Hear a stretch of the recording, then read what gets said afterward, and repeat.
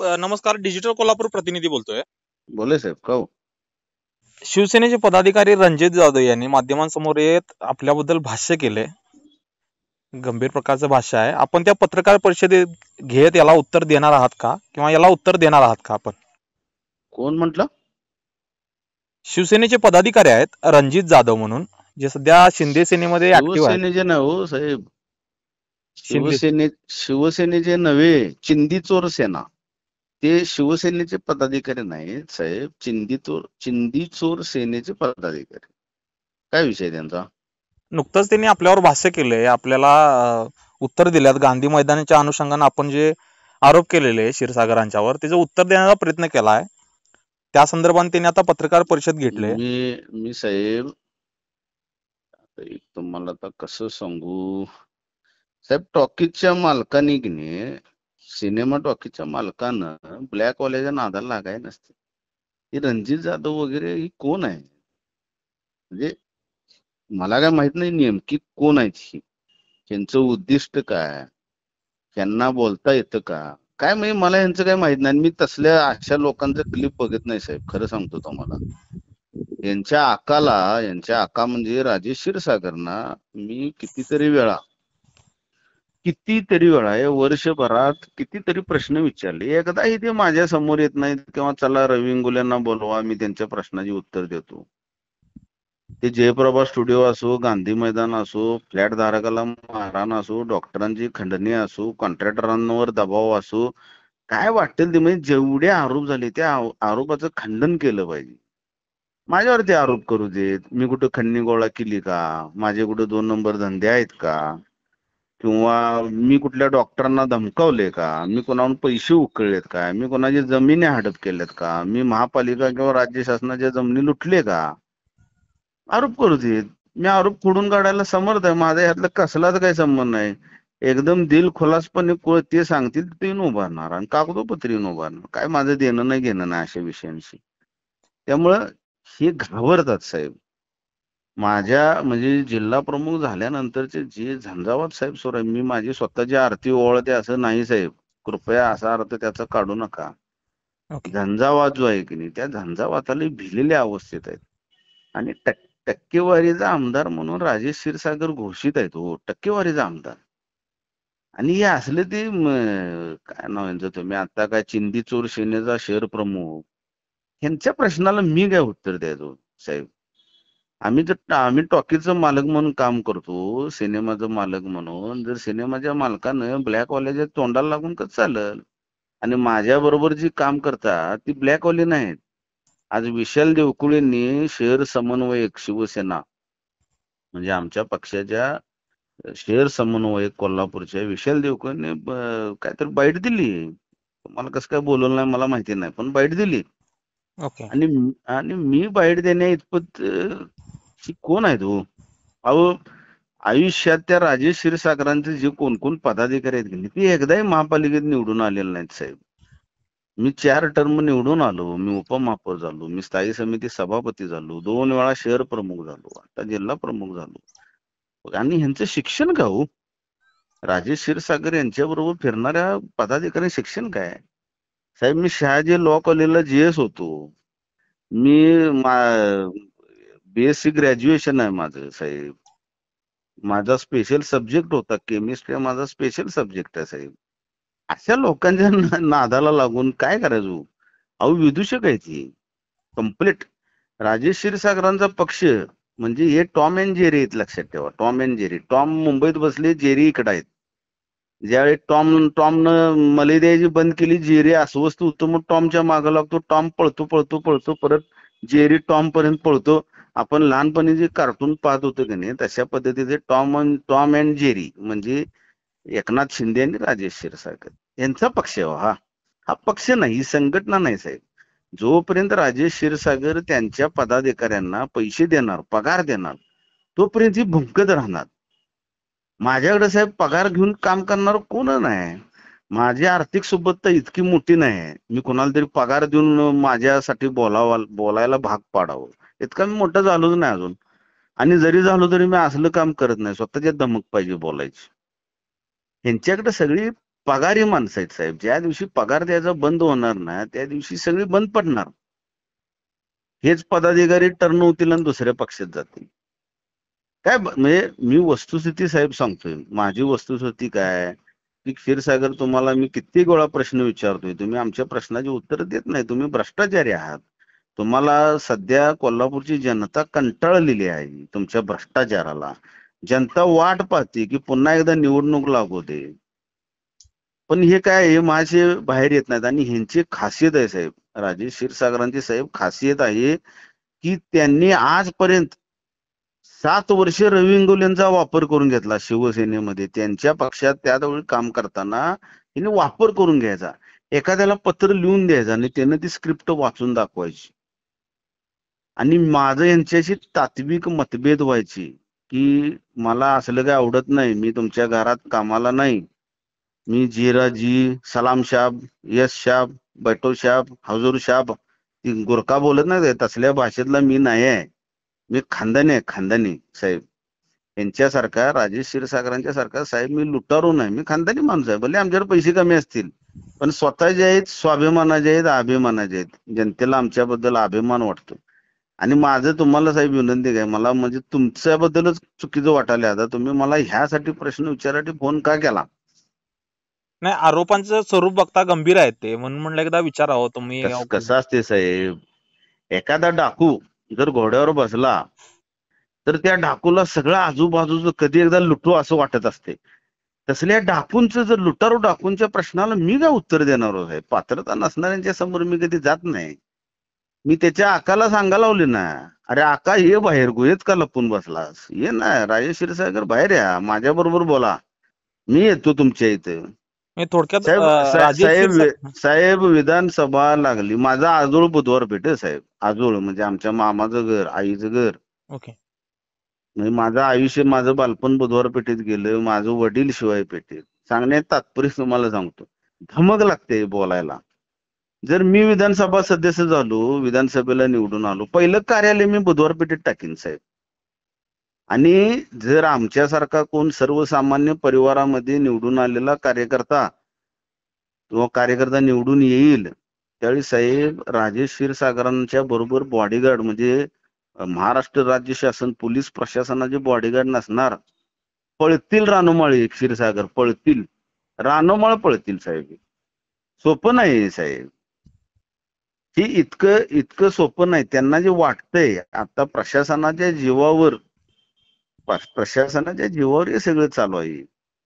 आणि जर सत्ता चेंज झाली तर जयप्रभाच्या बाबतीत काय होईल यांचं? जर सत्ता चेंज झाली तर त्या कावळ्या नाक्याच्या सर्किट हाऊसची जागा बळकावली त्याबद्दल काय होईल? जर सत्ता चेंज झाली तर फ्लॅट धारकाला मारून फ्लॅट काढून घेण्याचा प्रयत्न केला त्याबद्दल काय होईल? अशा कित्येक साहेब यांचे इन्सिडेंट्स आहेत की ह्यांच्या सगळ्या चुका, सगळे दरोडे गणे त्यावेळी बाहेर निघणार. आणि साहेब ह्या माणसाला मी चांगलं ओळखते, काही धमक नाही यांच्यात. धाडस काय असते यांना मी शिकवले, रवी इंगोलेंनी शिकवलेला यांना धाडस काय असते. धाडस मी शिकवले साहेब, मी शिकवले. मी अभिमानानं सांगतो, ते कबूल होऊ देत नाही कबूल होऊ देत, मला त्याची काही गरज नाही. पण ही सत्यता आहे साहेब. कारण आम्ही आजपर्यंत सत्य आणि प्रामाणिकपणानं पुढे आलोय. मी अजूनही तुमच्याबरोबर मी डायरेक्ट मोबाईलवर बोलतोय साहेब. माझं काही असलं तर काढा म्हणा एकदा आणि या पुढ्यात माझ्या विरोधात. कायच नाही हो. त्यामुळे मी भीत नाही अशांना. कशाबद्दल भ्यायचं? का भ्यायचं? आपण का चोर आहात का? 50 खोके एकदम ओके म्हणून मी कधी फुटलो नाही. फोडायचा मला प्रचंड प्रयत्न झाला, प्रचंड वापर होत्या. आर्थिकतेनं अतिशय म्हणजे काय म्हणा सुजलाम सुफलाम झालो असतो मी आर्थिकतेने. एवढ्या ऑफर्स होत्या पण मी धुडकावून लावल्या. नको म्हणले आपल्याला असलं काय. आणि साहेब झुंज द्यायला लागलो आणि कडवी झुंज आहे. आणि कडव्या झुंज पुढे यांचं काय चालणं झालंय. आणि ह्यांचे जे साहेब पदाधिकारी आहेत अशिक्षित सगळी गावरान, काय त्यांना काय नॉलेजच नाही हो, काय नाहीच. एकदा पण त्यातला कोण निवडून आला नाही, ग्रामपंचायतला आला नाही, पंचायत समितीला आला नाही, यांना कुठल्या गणेश उत्सव मंडळाचा अध्यक्ष म्हणून कोणी नेमला नाही अजून. असल्यांना कोणाला तर पुढे करून त्यांची उत्तर साहेब मी कुठे देत बसू? काय गरज आहे आपल्याला? थोडक्यात विकास कामांची थेट उत्तर देता येत नाहीत किंवा आरोपांचे खंडन करता येत नाहीत म्हणून हे पदाधिकारी आरोप करतात असं वाटतं. एकदम बरोबर साहेब बोलला, एकदम बरोबर. विकास कामांच्यावर बोलूच शकत नाहीत. मग उगाच काहीतरी कुणाला तर पुढे करायचं आणि वेळ मारून न्यायचे झालं. यांचा नवीन फंडा आहे राजेश क्षीरसागरांचा. आणि ते कधीही साहेब येणार नाहीत पुढ्यात कधीही. माझी समोरून गाडी आली की त्यांनी समोरून गाडी घ्यायची, दोघांनी एकत्र उतरायचं, प्रशासनाला बोलवायचं, गांधी मैदानात आपण जाऊ, मी पण येतो, तिथल्या त्रुटी मी समजावून सांगतो. इतके 3-3 3.5 कोटी आता खर्च केले, ते कुठं आहेत मला जरा एकदा दाखवू दे तरी. आणि उगाच तिने मी आज त्यांचा व्हिडिओ बघितला क्षीरसागरांचा, उगाच अधिकाऱ्यांच्यावर काय कळते का नाही, हा असं असते का. अरे किती ऍक्टिंग करताय क्षीरसागर तुम्ही. तुम्हाला नटसम्राट म्हणून पुरस्कार द्यायला पाहिजे क्षीरसागरांना. खरोबर यांनाही नटसम्राट म्हणून पुरस्कार देऊया. मराठीतला उत्कृष्ट अभिनेता राजेश क्षीरसागर, नवीन एक डिग्री द्या त्यांना. अहो ते हसतील. मनातल्या मनात अधिकारी यांना शिव्या घालायला लागल्यात, मनातल्या मनात उघड काय बोलू शकत नाहीत म्हणून मनातल्या मनात मूठ दाबून शिव्या द्यायला लागल्यात. की काय माणूस आहे हलकट म्हणणार. सगळं आपणच करतो, टक्केवारी आपण खातो, 13% घेऊन कॉन्ट्रॅक्टरांना पळून गेले यांच्या 13%ला घेऊन, आणि उलट त्यांच्यावरच दबाव आणतो. अहो सत्तेत आहात तुम्ही, जावा गांधी मैदानात, मी येतो, मला पण बोलवा. आम्हाला आमच्या खेळाडू आमचे प्रतीक्षित आहेत गांधी मैदानात. शेकडो फुटबॉल प्रेमी, क्रिकेट प्रेमी, व्यायाम करणारे, योगासनवाले, वॉकिंग करणारे, महिला, सगळ्यांचं बंद केलं या माणसानं, पूर्ण बंद. आम्ही गांधी मैदान रिपेअर करून घेतल्याशिवाय मी शांत बसत नाही, 100% सांगतो. अजिबात नाही. यांचे 100 कोटी रस्ते खड्ड्यात जे गेलेले आहेत की नाही, उगाच आता ओरडायचं 100 कोटीचं काय झालं, खड्ड्यात असं खड्डे कधी मोजणार. अहो तुम्ही आमदार आहात, तुम्हाला जर जमत नसेल तर राजीनामा द्या ना. ऍक्टिंग कशाला करता नटसम्राट सिनेमा सारखं.